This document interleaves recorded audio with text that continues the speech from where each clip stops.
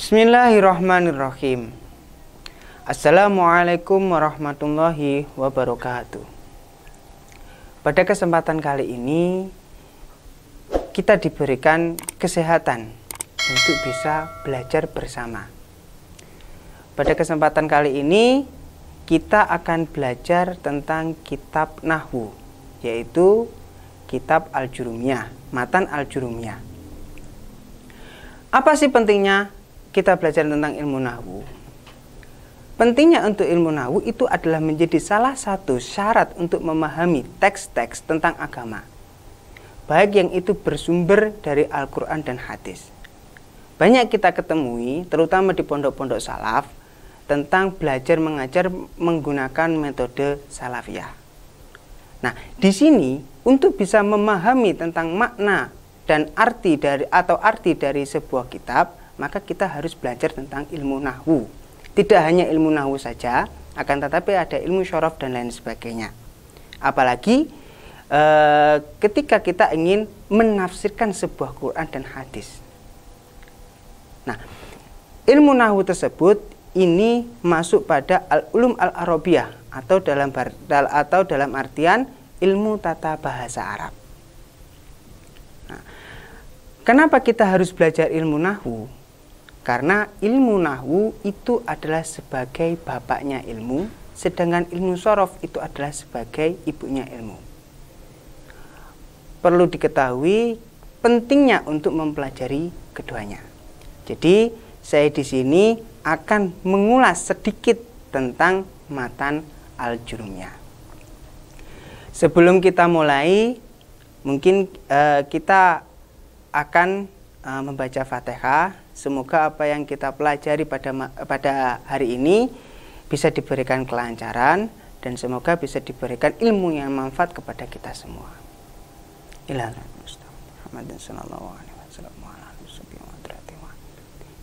Al-Fatihah.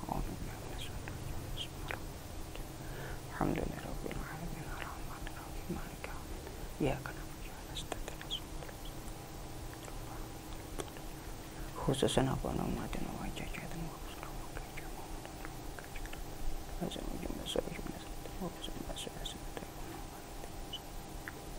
Syailalamul Fatihah. Bismillahirrahmanirrahim.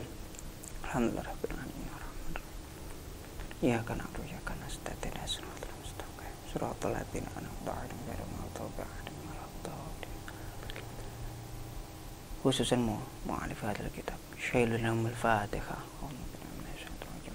Bismillahirrahmanirrahim. Alhamdulillahirabbil alamin arrahmanirrahim. Iyyaka na'budu wa iyyaka nasta'in shiratal ladzina an'amta 'alaihim ghairil maghdubi 'alaihim waladdallin. Khususan mu'allif hadal kitab Syailalamul Fatihah. Alhamdulillahirabbil alamin arrahmanirrahim maliki yaumiddin. Iyyaka na'budu wa iyyaka nasta'in shiratal mustaqim.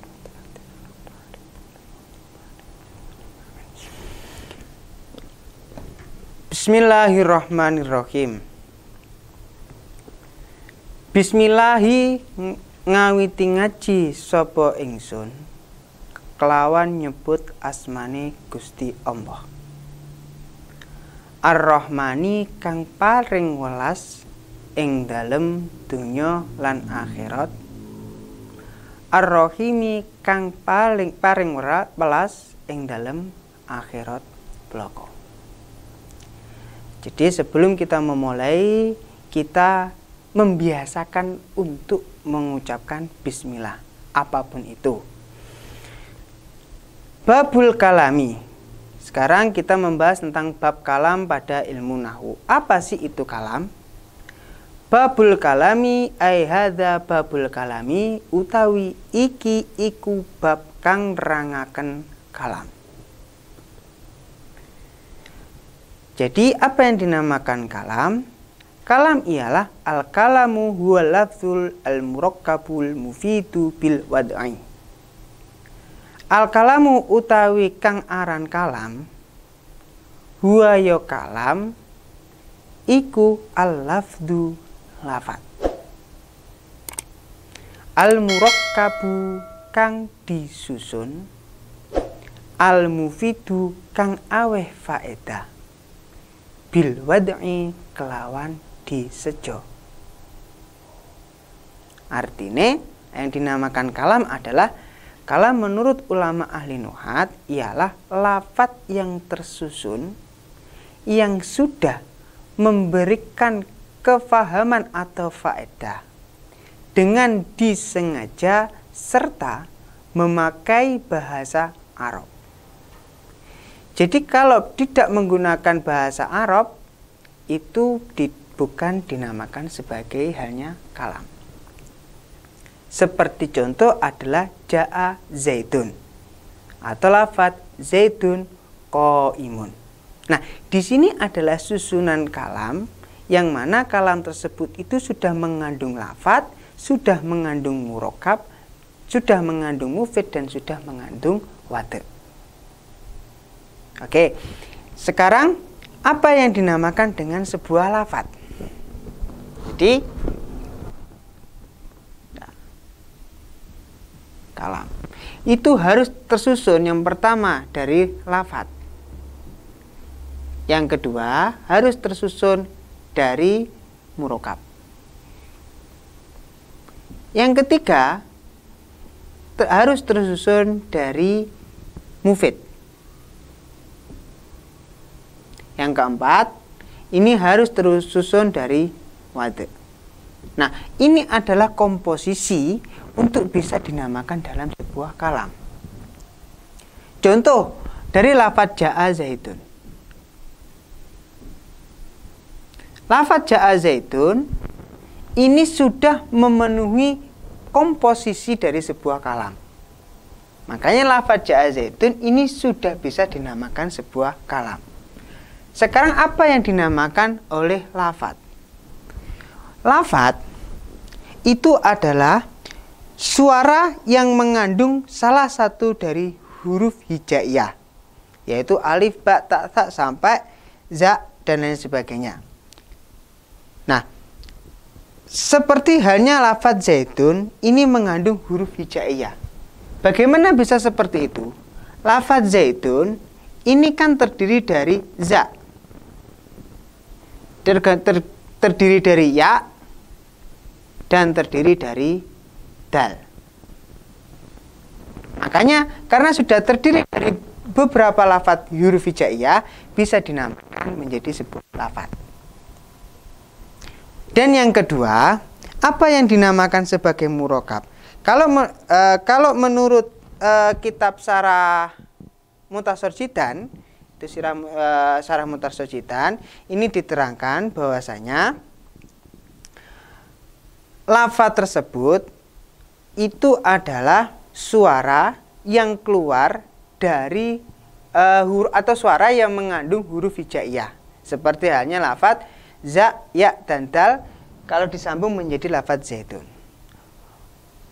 Akan tetapi apabila lafaz tersebut itu keluar dari bukan keluar dari suara, seperti halnya suara gendang atau mungkin halnya suara apa dan lain sebagainya yang mengandung huruf hijaiyah, itu tidak bisa dinamakan sebagai halnya lafaz karena keluarnya dari sebuah alat. Itu menurut kitab dari Mukhtasar Jidan. Dan yang kedua adalah murokab. Apa arti murokab? Murokab itu adalah sebuah lafaz yang tersusun. Sebuah lafaz yang tersusun dari dua kalimat ke atas. Kalau satu kalimat itu tidak bisa dinamakan murokab, akan tetapi hanya bisa dinamakan dari lafaz. Tapi kalau dua kalimat ke atas itu baru bisa dinamakan seperti baru bisa dinamakan lafaz. Seperti contoh ja'a zaitun. Lafaz ja'a zaitun ini sudah terdiri dari dua lafaz. Yang pertama lafaz ja'a, yang kedua yaitu lafaz zaitun. Lafaz ja'a terdiri dari fi'il madi, zaitun terdiri dari isim atau fa'ilnya dari fi'il madi. Itu seperti itu. Nah, harus tersusun. Dan yang ketiga, itu harus mufid. Apa pengertian dari mufid? Oke, pengertian dari mufid ialah lafadz yang tersusun itu sudah bisa memahamkan. Artinya sudah bisa mengerti, sudah bisa dimengerti oleh orang yang mendengarkan. Dengan kata lain, lafadz mufid itu lafadz yang sudah sempurna. Nisbatnya fi'il sudah ada fa'ilnya, seperti contoh ja'a zaidun. Tapi di sini juga dikatakan pada kitab Mutasorjidan bahwasanya murokab tersebut itu harus mufid tersebut itu harus bisa memberikan faedah meskipun tidak tersusun. Contohnya seperti halnya lafadz zaidun. Kadang kita sudah memahami bahwasanya lafadz zaidun itu adalah sebuah kalimat atau lafadz yang sudah memahamkan. Jadi apa yang memahamkan kepada orang yang mendengarkan dan memahamkan kepada orang yang berbicara. Seperti halnya ja'a zaidun, ja'a teko sapa zaidun zaid. Berarti zaid yang sudah datang. Itu harus berfaedah. Ya. Contoh lain seperti halnya lafadz koma zaidun. Zaidun zaid. Berarti zaid sudah berdiri. Nah, kalimat seperti ini sudah memahamkan. Sekarang yang keempat itu adalah wade. Nah, wade ialah olehnya mengatakan lafadz tersebut itu disengaja serta memakai bahasa Arab. Dalam artian seperti halnya lafadz ja'a zaidun atau koma zaidun, ini kan disengaja. Dan yang kedua itu terdiri dari bahasa Arab. Bagaimana disengaja atau tidak? Contohnya ketika tidur, terus begitu tidur mengigau koma zaidun. Nah, itu bukan dinamakan sebagai wade. Karena apa? Karena lafadz tersebut itu tidak disengaja. Tidak disengaja keluar dikarenakan posisi tidur. Nah, bagaimana dengan kalimat yang disengaja? Kalimat yang disengaja atau lafadz yang disengaja seperti halnya kita mengobrol.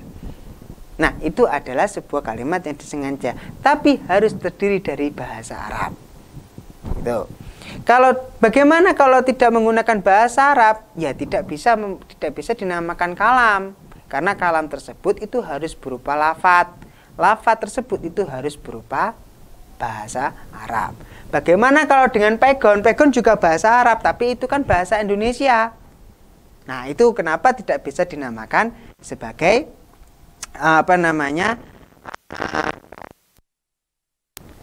disengaja.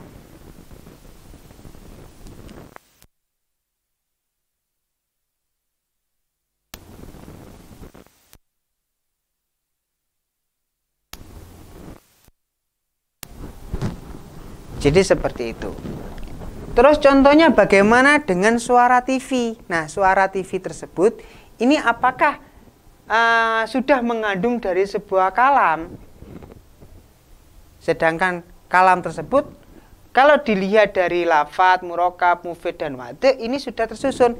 Kalau menurut dari kitab Mutasorjidan di sini diterangkan bahwasanya seperti halnya burung. Terus suara burung, kan banyak burung yang bisa mengucapkan lafadz seperti halnya assalamualaikum. Nah, itu bagaimana? Apakah itu juga dinamakan sebuah kalam? Kalau menurut kitab Mutasorjidan itu tidak dinamakan kalam. Jadi ketika ada burung yang mengucapkan assalamualaikum tidak wajib untuk dijawab. Ketika lafadz tersebut ini tidak memenuhi syarat dari keempat komposisi ini, maka belum bisa dinamakan dari kalam. Nah, di sini ja'a zaidun ini sudah memenuhi dari 4 komposisi. Yang pertama, lafadz. Ja'a zaidun sudah terdiri dari lafadz huruf hijaiyah. Sudah terdiri dari huruf hijaiyah. Yang kedua, murokab, tersusun. Lafadz ja'a zaidun ini sudah tersusun. Tersusun dari dua lafadz ke atas. Jadi sudah memenuhi syarat yang kedua. Sedangkan syarat yang ketiga atau komposisi yang ketiga yaitu mufid atau memberikan sebuah pemahaman. Nah, lafaz ja'a zaitun, ja'a wus teko sapa zaitun zait. Dilihat dari maknanya dan dilihat dari artinya, ini sudah bisa memberikan faham kepada sami' atau memberikan faham kepada orang yang mendengarkan. Itu. Nah, sedangkan komposisi yang keempat bagaimana? Harus wadek, disengaja atau menggunakan bahasa Arab. Lafaz ja'a zaitun ini adalah lafaz yang terdiri dari bahasa Arab. Jadi lafaz ja'a zaitun ini sudah bisa dinamakan kalam. Karena apa? Karena sudah bisa memenuhi 4 syarat, yang mana syarat tersebut itu bisa menjadi kalam.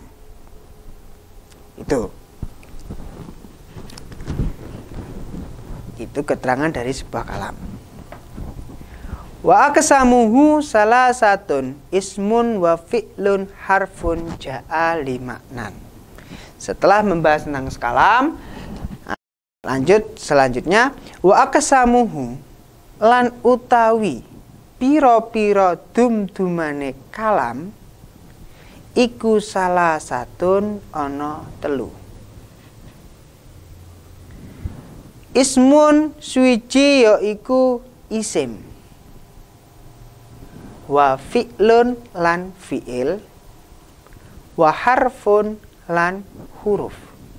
Ja'a kang teka apa huruf limaknan krana arahe arti. Artinya, perkara yang menjadi susunannya kalam itu disebut kalimat. Kemudian kalimat itu terbagi menjadi 3. Yang pertama adalah isim.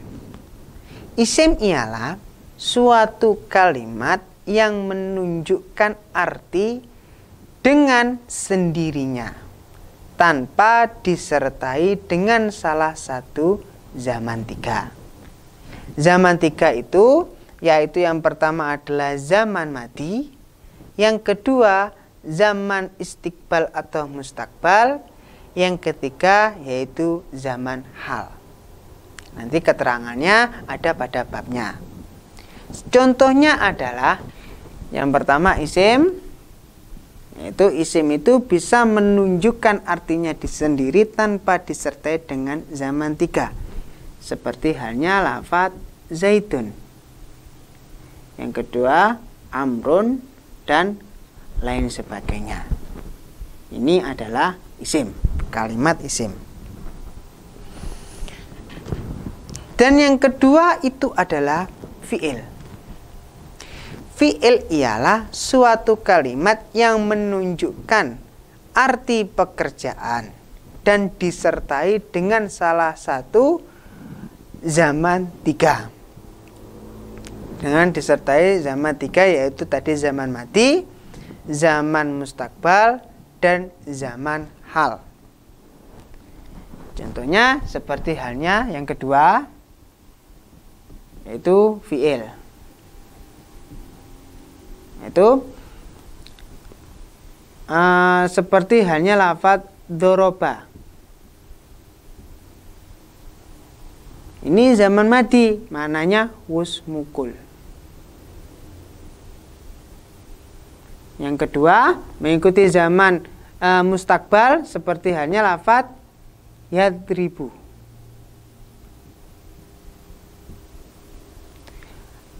Lagi arep mukul.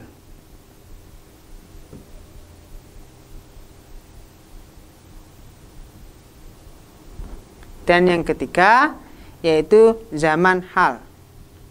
Idrib mukula sapa sira. Yang dinamakan fi'il adalah sebuah pekerjaan yang menunjukkan arti dirinya sendiri tapi disertai dengan zaman 3. Seperti halnya zaman madi, zaman istiqbal, dan zaman hal. Yang ketiga yaitu huruf. Yang mempunyai makna ialah suatu kalimat yang tidak bisa menunjukkan arti kecuali dirangkai dengan kalimat yang lain. Kalimat huruf tersebut itu bisa masuk kepada kalimat isim dan bisa masuk kepada kalimat fi'il. Contohnya yang bisa masuk kepada kalimat isim ketika huruf. Contohnya yang bisa masuk kepada kalimat isim itu contohnya lafadz fi huruf jar. Ya. Terus lafadz hal dan lain sebagainya. Contohnya yang masuk pada fi zaitin atau fil masjidi.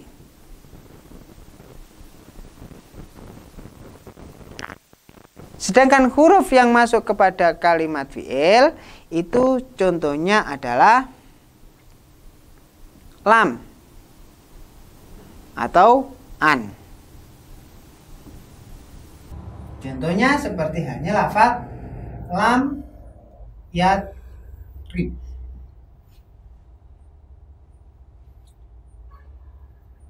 Ini adalah huruf-huruf yang mana huruf-huruf tersebut itu bisa masuk kepada kalimat isim dan bisa masuk kepada kalimat fi'il. Karena sejatinya huruf tersebut itu tidak bisa huruf tersebut mempunyai makna, akan tetapi tidak bisa menunjukkan artinya kecuali dirangkai dengan kalimat yang lain. Mungkin cukup sekian dulu apa yang saya terangkan, dan besok mungkin akan saya terangkan tentang apa yang dimaksud isim, apa yang dimaksud fi'il, dan apa yang dimaksud huruf. Semoga apa yang kita pelajari pada malam hari ini bisa memberikan manfaat buat kita semua, sehingga kita bisa memberikan penjelasan tentang ilmu nahwu tersebut kepada yang lainnya. Cukup sekian. Assalamualaikum warahmatullahi wabarakatuh.